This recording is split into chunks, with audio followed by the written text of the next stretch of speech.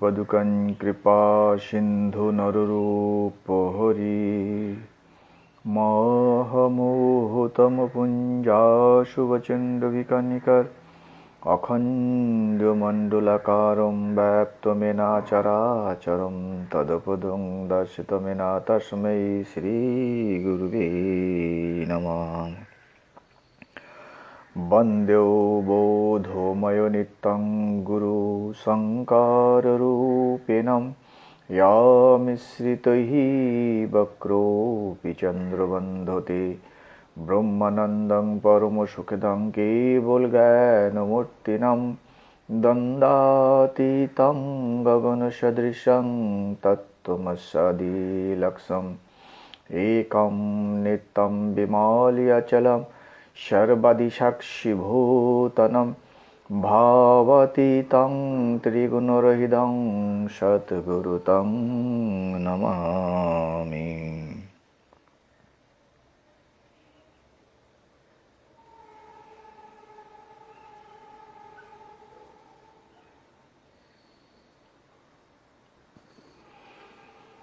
উপস্থিত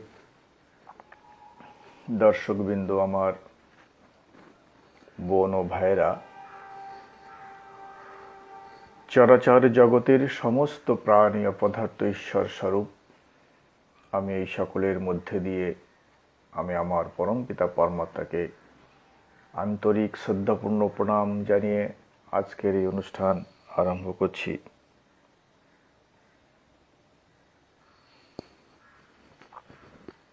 আমরা বিবেক পথের বিবেক বার্তার মধ্য দিয়ে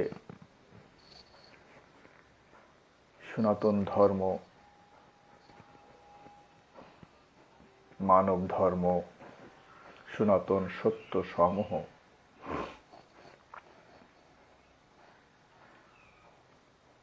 যে সনাতন ধর্ম কোনো ব্যক্তি বিশেষের উপর প্রতিষ্ঠিত নয়, কোনো গ্রন্থ বিশেষের উপরেও প্রতিষ্ঠিত নয়, যে সনাতন ঈশ্বর, যার কোনো দিন জন্ম হয়নি, জন্ম হয় না, আগামীতেও হবে না,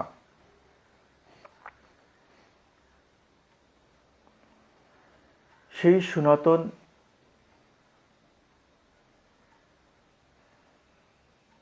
ধর্ম,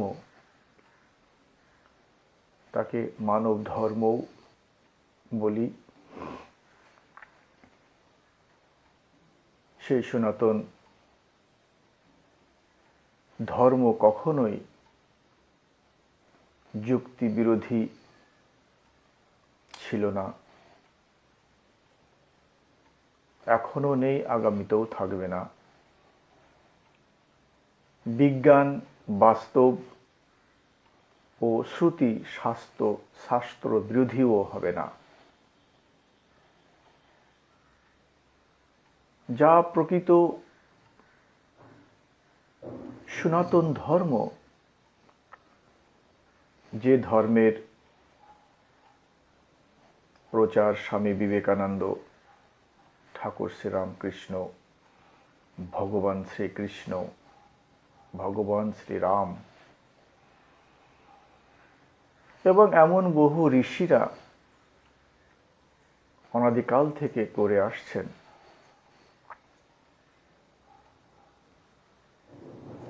সেই সনাতন ধর্ম সময়ে সময়ে লুপ্ত হয়ে যায়। আমরা সেই সনাতন ধর্মেরই উজ্জীবনের চেষ্টা করছি, যা সময়ে সময়ে লুপ্ত হয়ে যায়। শাস্ত্র সে কথা বলে, আমরা শুধু কথার কথা বলি না, আমরা তথ্য প্রমাণ সহকারে বলি, শুধু বলিই না, আমরা তথ্য প্রমাণ অনুসারে সেই সত্যকে মানুষকে অবগত করিয়ে থাকি। ভগবান শ্রীকৃষ্ণ গীতার 4 অধ্যায় 2 শ্লোকে কথাটি বলেছেন যে অর্জুন, এই যে জ্ঞান, এই জ্ঞান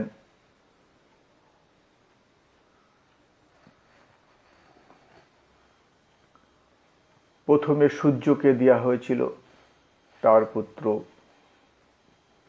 মনু, তার পুত্র ইক্ষ্বাবাকুকে দেওয়া হয়েছিল, কিছুদিন রাজঋষিদের মধ্যে ছিল।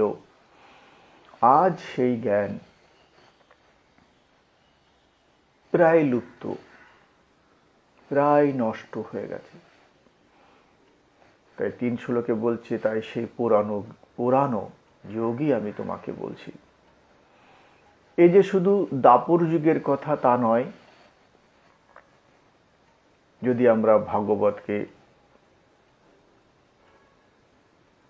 অবলোকন করি, যদি ভাগবতকে যদি আমরা খুঁজি, সেখানে যদি আমরা দেখি তো ভগবান কপিল দেব ভাগবতের 3 স্কন্ধের 24 অধ্যায়ের 37 শ্লোকেও কিন্তু এই কথাটি বলা আছে। স্বয়ং ভগবান কপিল দেব কথা বলেছেন যে ভগবান সূক্ষ্ম তত্ত্ব, সনাতন যে সূক্ষ্ম তত্ত্ব বহুদিন কাল যাবৎ লুপ্ত হয়ে আছে, সেই সনাতন তত্ত্ব, সেই সনাতন সত্য, সনাতন ধর্ম সমূহকে উজ্জীবনের জন্য আমার আবির্ভূত হয়েছে। শ্রুতি পুরাণ তথ্য প্রমাণ করে যে সনাতন ধর্ম অত্যন্ত সূক্ষ্ম এবং অত্যন্ত দুর্বোধ্য। আর এই সনাতন তত্ত্বকে ধারণ করতে হলে, ধর্ম ধারণ করার বস্তু, সে সত্তাকে ধারণ করে, সমস্ত প্রাণীর মধ্যে আছে, কিন্তু একমাত্র মানুষই সেই সনাতন সত্যকে ধারণ করতে পারে, উপলব্ধি করতে পারে। কিন্তু তার একটা বিশেষ প্রক্রিয়া বা পদ্ধতি আছে। সেই পদ্ধতির মধ্যে দিয়ে গেলে, অনুশীলন করলে, যদি ব্যক্তির চারিত্রিক পবিত্রতা, যদি ব্যক্তি সেই সনাতন সত্যকে, সনাতন ধর্মকে ধারণ করতে চায়, উপলব্ধি করতে চায়, তার মৌলিক সত্যই হচ্ছে সেই ব্যক্তিকে চারিত্রিক পবিত্রতা অর্জন করতে হবে। তাকে সৎ, সত্যনিষ্ঠ, পবিত্র, অহিংসা, অপরিগ্রহ, লোভকে সম্বরণ, এই চারিত্রিক পবিত্রতা অর্জন করা কঠিন বিষয় অবশ্যই, কিন্তু দুরূহ নয়। এই চারিত্রিক পবিত্রতার অভাবের কারণে এই সনাতন সত্য বা সনাতন ধর্ম সময়ে সময়ে অবলুপ্ত হয়। এই যে সনাতন সত্য বা সনাতন ধর্ম, একে কিন্তু মানুষ বর্তমানে, শুধু বর্তমানেই কেন বলবো, অনাদিকাল থেকেই বয়ে আসছে, বিকৃতি হয়ে যায়। এখন যেমন মানুষ সনাতন ধর্মের নাম নিয়ে সনাতন ধর্মকে বিকৃত করে ফেলেছে। প্রত্যেক গোষ্ঠী, প্রত্যেক সম্প্রদায়, সেই সম্প্রদায়ের মানুষ যিনি এর প্রবর্তক, সেই গোষ্ঠীর মানুষ যিনি এর প্রবর্তক,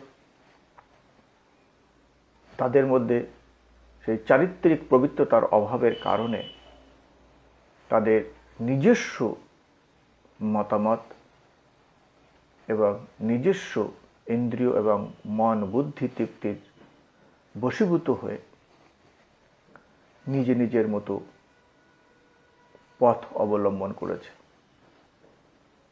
কলিযুগে শ্রুতি শাস্ত্রের কথা কেউ বলবে না। এই কথাটি যে শুধু আমি বলছি তা নয়, কলিযুগে একজন সাধু সন্ত শিরোমণি তুলসীদাস, যিনি রামচরিতমানস অর্থাৎ তুলসীদাস রামায়ণ যিনি রচনা করেছেন, তিনি কথা বলে গেছেন যে কলিকালের যে ধর্মগ্রন্থ, কলিমল গ্রসে ধর্ম সব লুপ্ত ভয় ধর্মগ্রন্থা, লোভী দাম্ভী নিজ নিজ মত প্রকল্প করি নিকাটা বহুত পন্থা। তিনি বলছেন যে কলিকালের মানুষ এতটাই মলিনগ্রস্ত, মানসিকতা এতটাই নিম্ন পর্যায়ে নেমে গেছে যে যারা কলিযুগে সেই সনাতন ধর্ম সম্বন্ধীয় কথা বলে, তারা কেউ শ্রুতিশাস্ত্র, বেদ, উপনিষদ, গীতা, এমনকি ভাগবতের ভিতরে যে গূঢ় রহস্য, যে গোপন রহস্য, যে সূক্ষ্ম তত্ত্বের বর্ণনা, সেগুলো আর কেউ করে না। আর বলছেন যে লোভী ব্যক্তি শুধু ধন সম্পদ ঐশ্বর্যের লোভের বশীভূত হয়ে, পদের লোভের বশীভূত হয়ে তাদের মধ্যে অহং ভাবনার কারণে প্রত্যেকে নিজে মত সৃষ্টি করেছেন, আর সেই পথই মানুষকে বোঝাচ্ছে। সনাতনের আভাস বর্তমানে আমাদের চারিপাশে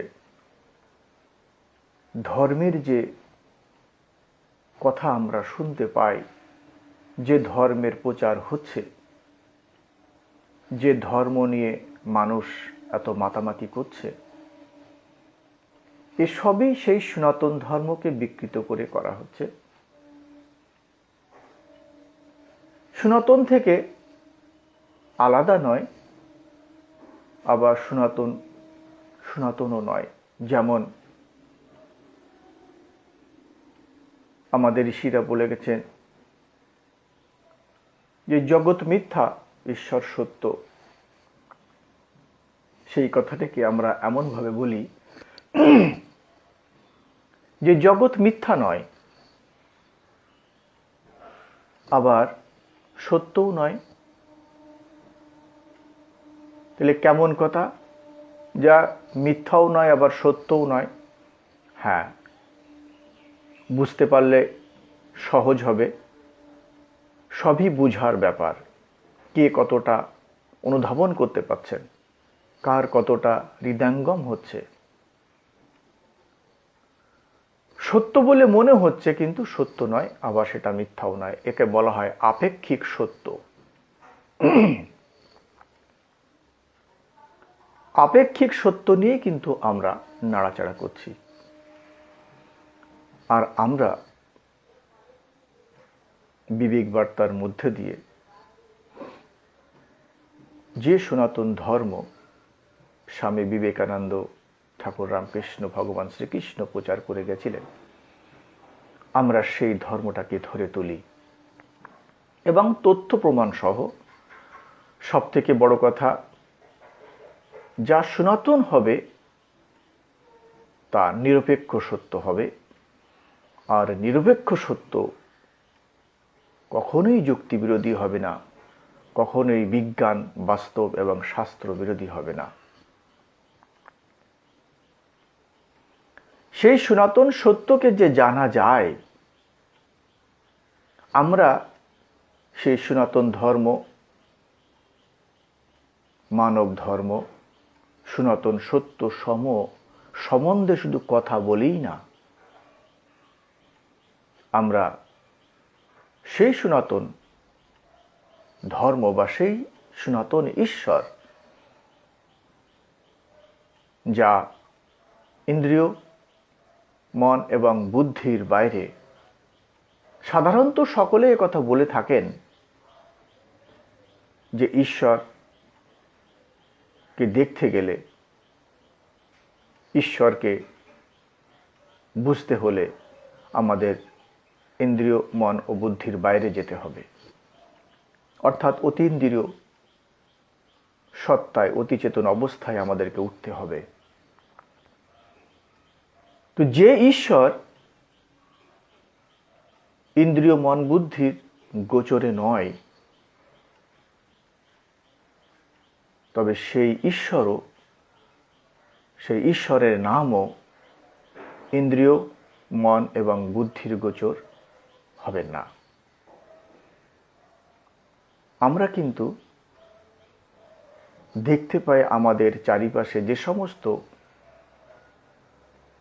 ধর্মীয় মঠ, ধর্মীয় সংস্থা, সম্প্রদায় বা গোষ্ঠী, তারা যে সনাতন ধর্ম সম্বন্ধে বা সনাতন ঈশ্বর সম্বন্ধে যে কথাগুলি বলছেন, যে ঈশ্বরের নামকে আমাদেরকে অবগত করাচ্ছেন, সে সমস্ত সবই কিন্তু ইন্দ্রিয়, মন এবং বুদ্ধির গোচর এবং ইন্দ্রিয় দ্বারাই সেগুলোকে আমরা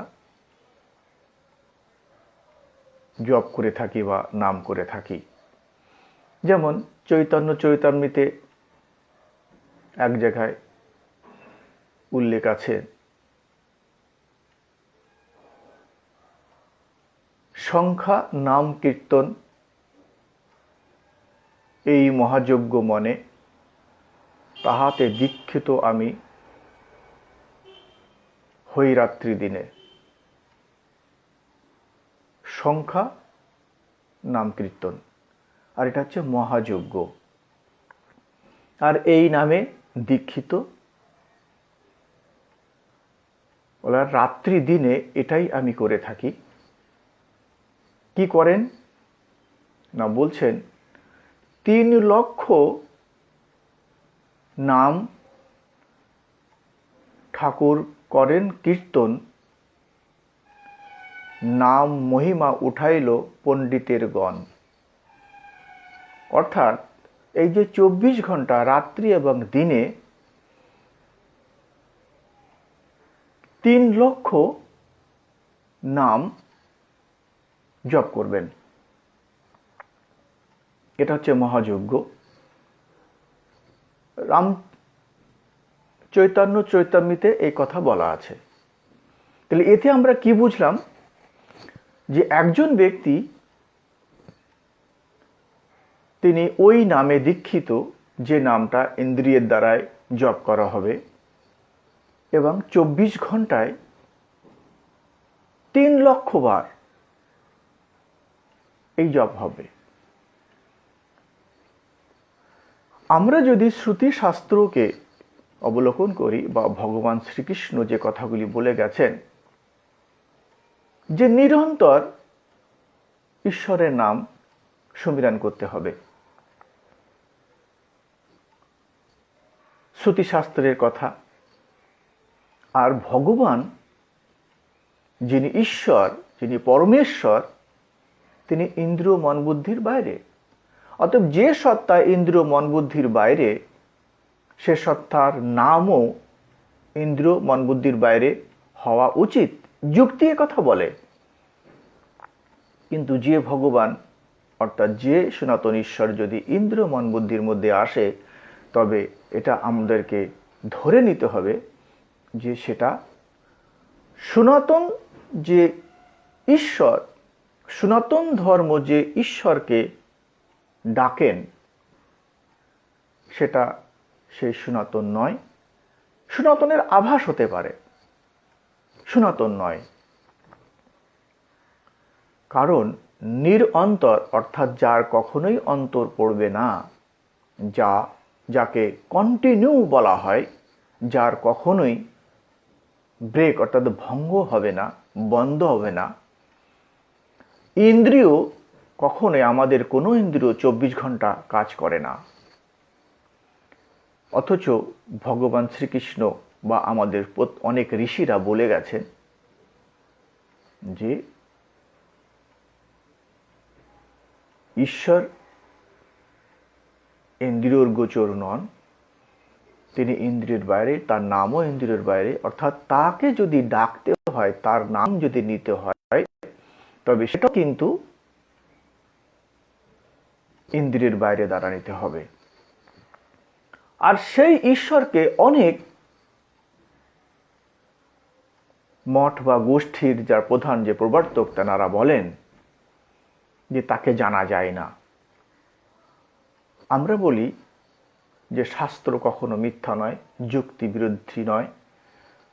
অর্থাৎ সেই সনাতন সত্তাকে, অর্থাৎ সেই সনাতন ধর্মকে, অর্থাৎ সেই সনাতন ঈশ্বরকে এখনো জানা যায়, এবং যার নাম ইন্দ্রিয় মন বুদ্ধির বাইরে, সেটাও আমরা জানতে পারি। প্রমাণ হিসাবে আমরা বলি ভগবান শ্রীকৃষ্ণ গীতার 7 অধ্যায় 24 শ্লোকে যে কথাটি বলেছেন যে অবিবেকীগণ, অল্পজ্ঞগণ আমার যে সর্বোৎকৃষ্ট রূপ আছে তা তারা জানে না। এই যে আমার প্রপঞ্চ ভৌতিকে যে মানব শরীর, তারা আমাকে এই মানব শরীর হিসাবেই এটাকেই বোঝে, কিন্তু এটা আমার বাস্তবিক স্বরূপ নয়।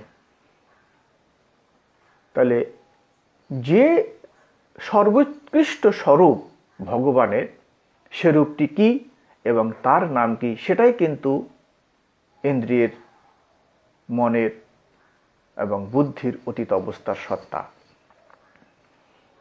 আরও বলেছেন ভগবান শ্রীকৃষ্ণ গীতার 11 অধ্যায়ের 8 শ্লোকে যে অর্জুন,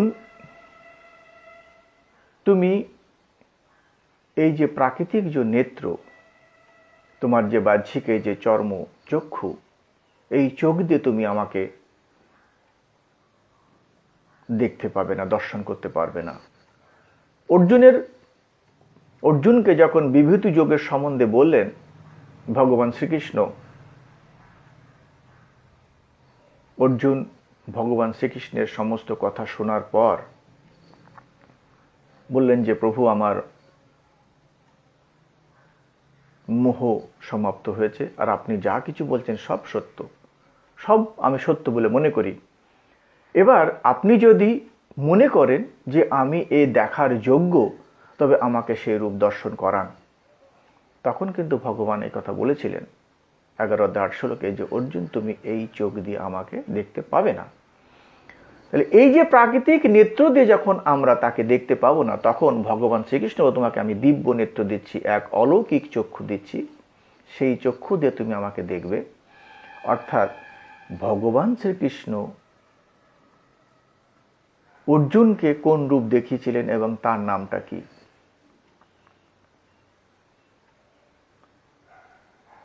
এবার আমাদেরকে বিচার করতে হবে, যারা বলেন সেই অলৌকিক যে সত্তা, যে অতীন্দ্রিয় যে সত্তা, তাকে জানা যায় না। ভগবান শ্রীকৃষ্ণ কিন্তু সে কথা বলেননি। ভগবান শ্রীকৃষ্ণ গীতার অনেক জায়গাতেই এর বর্ণনা করেছেন। তার মধ্যে 11 অধ্যায়ের 54 শ্লোকে ভগবান এ কথা বলেছেন যে অনন্য ভক্ত আমাকে তত্ত্বত প্রত্যক্ষ করে, অর্থাৎ জেনে, এই যে প্রত্যক্ষ, জেনে, দ্রষ্টুচা এবং দেখে তারপরে আমার ভিতর প্রবেশ রূপ মোক্ষ লাভ করতে পারবেন। আমরা যুক্তিবিরোধী নই, আমরা যুক্তিপক্ষে। সনাতন ধর্ম যুক্তি সপক্ষে, যুক্তির সাপেক্ষে কথা বলেন। সেই যে অতীন্দ্রিয় সত্তা, তাহলে আমাদের মধ্যে অতীন্দ্রিয় সত্তা কি আছে যার মাধ্যমে আমরা সেই ঈশ্বরের নামকে জানতে পারি। তুলসীদাস রামায়ণে একটা সুন্দর কথা বলা আছে,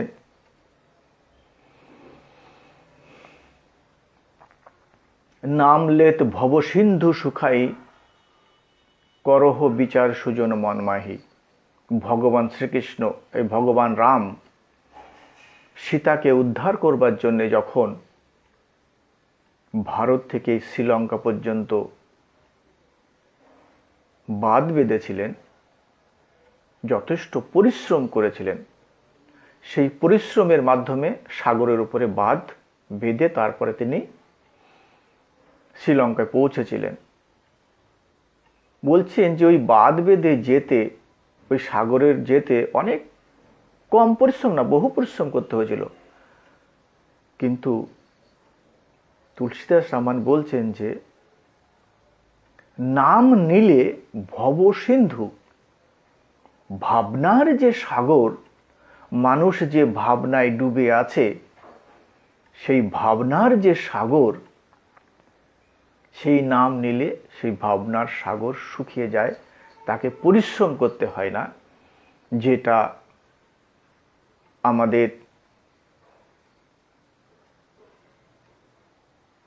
চৈতন্য চরিতামৃতে বা এমন অনেক গ্রন্থে কথা বলা আছে যে ঈশ্বরের নাম নিলে, একবার নাম নিলে যত পাপ হরে, জীবের কি সাধ্য তত পাপ করে।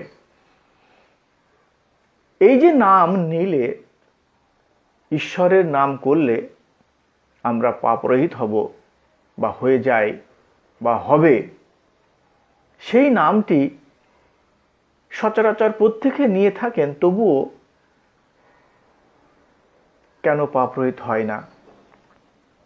আর সচরাচর যে মানুষে সেই নাম নিচ্ছেন, সেটা কিন্তু সনাতন যে ঈশ্বর, যে জন্ম মৃত্যুর পরে, জন্ম মৃত্যু রহিত, সেই ঈশ্বরের নাম নয়। কেন নয়? এই যে চৈতন্য চরিতামৃতে যে কথাটি, যে 3 লক্ষ নাম ঠাকুর কি করেন কীর্তন, 3 লক্ষ নামের কীর্তন করেন। কখন? না 24 ঘন্টায়। যদি 24 ঘন্টায় যদি 3 লক্ষ নাম নেওয়া যেতে পারত, তাইলে এই যে 108 যে একটা মালা, সে মালার যে পুঁথিতে 108টা, এর প্রক্রিয়াটা কোত্থেকে এলো, কিভাবে এলো? এটা তো সেই হিসাবে আসে না, এটা যুক্তির মধ্যে আসে না। তার কারণ এই যে 108টা যে একটা সংখ্যার পরিসংখ্যা বেরিয়ে এসছে, এর পিছনে তো কোনো যুক্তি থাকা দরকার আছে। 3 লক্ষ যে নাম নিতে হবে, তার তো কোনো একটা যুক্তি থাকা দরকার আছে। সেটা যদি শ্রুতি শাস্ত্রের কোথাও উল্লেখ থাকে, কিন্তু শ্রুতি শাস্ত্রের কোথাও সেটা কিন্তু আমরা উল্লেখ দেখি না। কিন্তু শ্রুতি শাস্ত্রে একটা জিনিসের উল্লেখ আমরা পাই, যে প্রাণী 24 ঘন্টাতে 21,600 বার সে শ্বাস প্রশ্বাস গ্রহণ করেন। 21,600 বার। এই যে 24 ঘন্টাতে 21,600 বার যে না এই যে তার শ্বাস প্রশ্বাস চলে, এই শ্বাস প্রশ্বাসের উপরে নির্ভর করে প্রত্যেকটা প্রাণীর আয়ু নির্ধারিত হয়ে আছে। সে এক জীবনে কতবার শ্বাস প্রশ্বাস গ্রহণ করবেন। আর এই শ্বাস প্রশ্বাসের মধ্যে দিয়েই কিন্তু একমাত্র ঈশ্বর, যে সনাতন ঈশ্বর, যে সনাতন ধর্ম যে ঈশ্বরকে মানেন, যে কোনো ব্যক্তি বিশেষ নয়। যেমন সনাতন ধর্মের মানুষেরা যতগুলো ঈশ্বরকে মানেন, রাম, কৃষ্ণ, চৈতন্য মহাপ্রভু, রামকৃষ্ণ,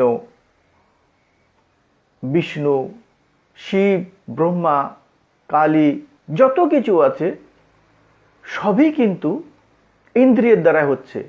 আর এরা সবই কিন্তু সেই সনাতন ঈশ্বরের প্রতীক বিশেষ, আভাস। তো সেই সনাতন ঈশ্বর, যার জন্ম নেই, যার মৃত্যু নেই, সেই ঈশ্বরকে যদি আমাদেরকে ডাকতে হয়, সেটা কিন্তু অতীন্দ্রিয় সত্তার মধ্যে দিয়ে। আর সেই অতীন্দ্রিয় সত্তা হচ্ছে কিন্তু আমাদের শ্বাস প্রশ্বাস। ঈশ্বরকে, সেই সনাতন ঈশ্বরকে ডাকতে গেলে একমাত্র রাস্তা হচ্ছে শ্বাস প্রশ্বাস। এই শ্বাস প্রশ্বাস কিন্তু কোনো ইন্দ্রিয়ের দ্বারায় নয়। অনেকে বলতে পারে নাকের দ্বারাই তো নেওয়া হচ্ছে, নাক তো একটা ইন্দ্রিয়। কিন্তু তাদেরকেও আমি এটাও পরিষ্কার করে বলে দিই, নাসা ইন্দ্রিয়ের কাজ হচ্ছে সুগন্ধ এবং দুর্গন্ধ গ্রহণ করা, কিন্তু শ্বাস প্রশ্বাসের কোনো কিন্তু সুগন্ধ বা দুর্গন্ধ বলে কিছু নেই।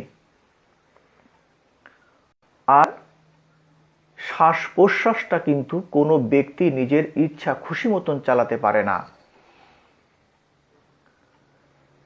এই শ্বাস প্রশ্বাস প্রত্যেকটা প্রাণীর মধ্যে 21,600 বার কিন্তু চলে। এবার আমরা যদি 12 ঘন্টা ঘুমাই আর 12 ঘন্টা যদি আমরা জেগে থাকি, তাহলে একে অর্ধেক যদি করে দেওয়া হয়, তো 21,600 অর্ধেক হচ্ছে 10,800। এবার এই 10,800 ডান দিকে যে দুটো শূন্য আছে, যদি আমরা হাজারটাকে বাদই দিয়ে দিই, অন্তত পক্ষে 10,800 বার ঈশ্বরের সুমিরন অর্থাৎ স্মরণ করা যেতে পারে, করা উচিত। কিন্তু মানুষ যদি সেটা নাও পারে, হাজারটাকে যদি আমরা তুলে দিই, তবে 108 থাকে। কম করে 108 বার যেন ভগবানকে স্মরণ করা হয়। এই জন্য কিন্তু 108। এই যে 108 বার, এটা কিন্তু শুধু একমাত্র শ্বাসের মধ্যে, এই শ্বাস প্রশ্বাসের মধ্যে দিয়েই নেওয়া যেতে পারে ঈশ্বরের যে নাম। তাহলে সনাতন যে ঈশ্বরের যে নাম আমরা জানি, এ নাম যা ভগবান শ্রীকৃষ্ণ গীতাতে উল্লেখ করে গেছেন, আমরা যদি গীতার 5 অধ্যায় 27 শ্লোককে দেখি, সেখানেও কিন্তু এই কথা তিনি বলছেন যে আমাদের এই যে শ্বাস প্রশ্বাস সম করে, যিনি এখানে মনকে, সমস্ত ইন্দ্রিয় দ্বারকে রুদ্ধ করে যিনি এখানে মনকে একাগ্র করেন, তিনি একমাত্র সনাতন ঈশ্বরকে পেতে পারেন, সনাতন ঈশ্বরকে প্রাপ্ত হন, ব্রহ্মকে প্রাপ্ত হন। কবিদাস এই কথা বললেন যে শ্বাস শ্বাস সুমিরন করো, বৃথা শ্বাস মত কো, না জানে এই শ্বাস কি হাবত হই কি না হই। কারণ এই শরীর যদি একবার শ্বাস প্রশ্বাসকে ছেড়ে দেয়, শ্বাস প্রশ্বাস যদি শরীরকে ছেড়ে দেয়, তবে কিন্তু এই শরীর দিয়ে শ্বাস প্রশ্বাস নেওয়া যাবে না, ঈশ্বরের নাম নেওয়া যেতে পারে না। তাহলে আমরা যে কথাটি বলছিলাম, যে সনাতন সত্য, যা যুক্তি বিরোধী নয়, বিজ্ঞান বিরোধী নয়, বাস্তব বিরোধী নয় এবং শাস্ত্র বিরোধীও নয়, সেই সনাতন ধর্মকে মানুষ বর্তমানে বিকৃত করে নিজের স্বার্থসিদ্ধির জন্য তাকে প্রচার করছেন। আমাদের মধ্যে যারা এই সনাতন সত্যকে উপলব্ধি করতে চান, জানতে চান, সেই সনাতন সত্য যা কোনো ব্যক্তি বিশেষ নয়, যা কোনো বিশেষ ধর্মগ্রন্থের উপরে প্রতিষ্ঠিত নয়, যা প্রত্যেকটা প্রাণীর সত্তার উপরে নির্ভর করছে, মানুষ তার নিজের হৃদয় থেকে তাকে উপলব্ধি করবে। সেই সনাতন ধর্ম সম্বন্ধে স্বামী বিবেকানন্দ ঠাকুর শ্রী রামকৃষ্ণ বর্তমান কলিযুগে তিনি প্রচার করে গেছেন। সেই যে পথ, সেই পথ অত্যন্ত দুরূহ, অত্যন্ত সহজ, আবার অত্যন্ত সহজ হওয়ার কারণে মানুষ এটাকে সহজেই গ্রহণ করতেও পাচ্ছেন না। আমরা সেই পথ বলার চেষ্টা করছি, মানুষকে অবগত করাচ্ছি। মানবোত্থান সেবা সমিতি হরিদ্বারের প্রধান কার্যালয় পশ্চিমবঙ্গে কলকাতা, শিলিগুড়ি, মালদাতেও আশ্রম আছে। তারই শাখা হিসাবে উত্তর চব্বিশ পরগনার বনগাঁ মহকুমা গোপালনগর থানার অধীনে বৈরামপুর গ্রামে বাংলা ভাষায় শ্রী শ্রী রামকৃষ্ণ বিবেকানন্দ সেবাশ্রমে এর মাধ্যমে সেই সনাতন সত্য, সনাতন ধর্ম, মানব ধর্ম, সনাতন সত্য সমূহকে আমরা অবগত করিয়ে থাকি। শুধু বলি না, আমরা অবগত করিয়ে দিই। বিবেক পথের মধ্যে দিয়ে, বিবেক বার্তার মধ্যে দিয়ে যে সামাজিক গণমাধ্যম, যাকে সোশ্যাল মিডিয়া বলে, আজ বিজ্ঞানের যে চমৎকার, এই যে চমৎকার, এটাও কিন্তু সেই সনাতন ধর্মের বিকাশ। প্রাচীনকালে ঋষিরা জায়গায় জায়গায় বিশেষ বিশেষ ক্ষেত্রে ঋষিরা একত্রিত হয়ে এই সনাতন সত্যকে মানুষকে অবগত করাতেন, যাকে সৎসঙ্গ আখ্যা দেওয়া হয়েছে। আমাদের ঋষিরা কখনোই বলেনি, তারা কখনোই বলেননি শাস্ত্র পাঠ করতে, বেদ পড়ো, গীতা পড়ো, ভাগবত পড়ার কথা তারা কখনোই বলেননি। সনাতন যে ঋষি, যারা সেই সনাতন সত্যকে উপলব্ধি করেছিলেন, যারা সেই সনাতন সত্যকে ধারণ করেছিলেন, তারা বলে গেছিলেন সাধু সঙ্গ করো, সাধু সঙ্গ করো, সাধু সঙ্গ করো। চৈতন্য চরিতামৃতেও কিন্তু এই কথাগুলি বলা আছে যে সাধু সঙ্গের মাধ্যমেই কৃষ্ণরতি উপর্যয় হয়। সাধু সঙ্গের মাধ্যমেই কিন্তু কৃষ্ণের প্রেমের উদয় হয়। কিন্তু সাধু সঙ্গ কোথায় হচ্ছে সেটা এখন, তখনকার দিনে যে ঋষিরা জায়গায় ক্ষেত্রে ক্ষেত্রে একত্রিত হয়ে যে সৎসঙ্গের কথা বলতেন,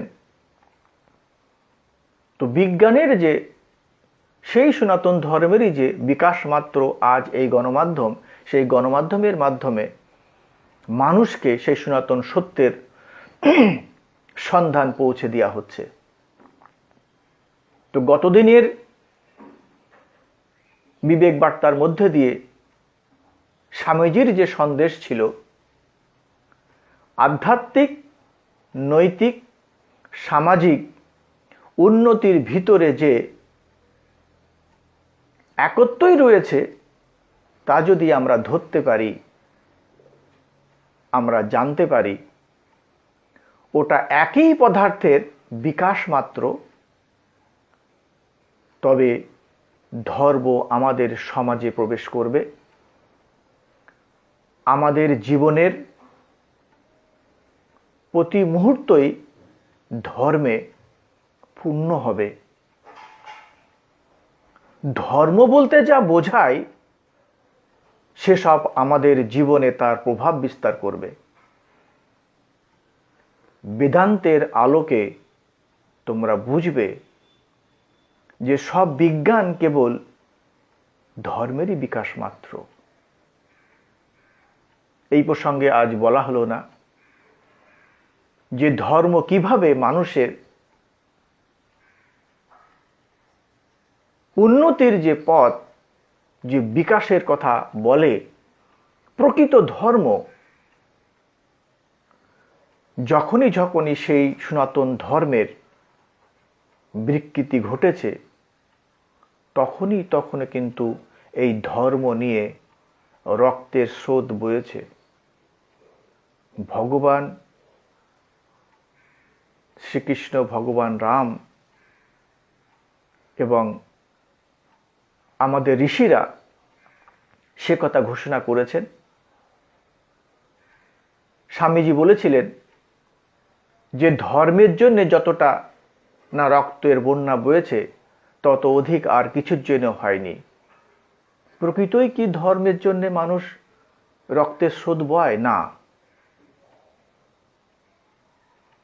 প্রকৃত যে ধর্ম, যেটাকে ধারণ করা হয়, যে ধর্মের কারণে মানুষের বিকাশ ঘটে, বিজ্ঞানের বিকাশ ঘটে, সেই ধর্ম যখনই বিকৃত হয়েছে, সেই ধর্মের বিকৃতি হয়ে যাওয়ার কারণেই রক্তের বন্যা বয়েছে। সে যে সম্প্রদায়ই হোক না কেন, যে গোষ্ঠীই হোক না কেন, তাদের মধ্যে কিন্তু এই সাম্প্রদায়িকতা যে শব্দটি বয়ে আসছেন একটা সম্প্রদায়ের স্বার্থের জন্যে, একটা সম্প্রদায়ের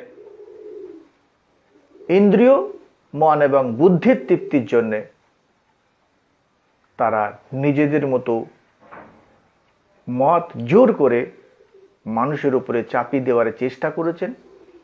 যখন তারা সেটা মানেননি, তাদেরকে মৃত্যুর ঘাটে পাঠানো হয়েছে, তাদের রক্ত বয়ে দেওয়া হয়েছে।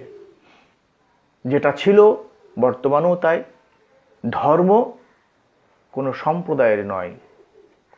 এই জন্যে আমরা মানব ধর্মের কথা বলি, কারণ ধর্ম একমাত্র মানুষের জন্যে, আর সম্প্রদায় এই মানুষের মধ্যে বিভেদ সৃষ্টি করেছে।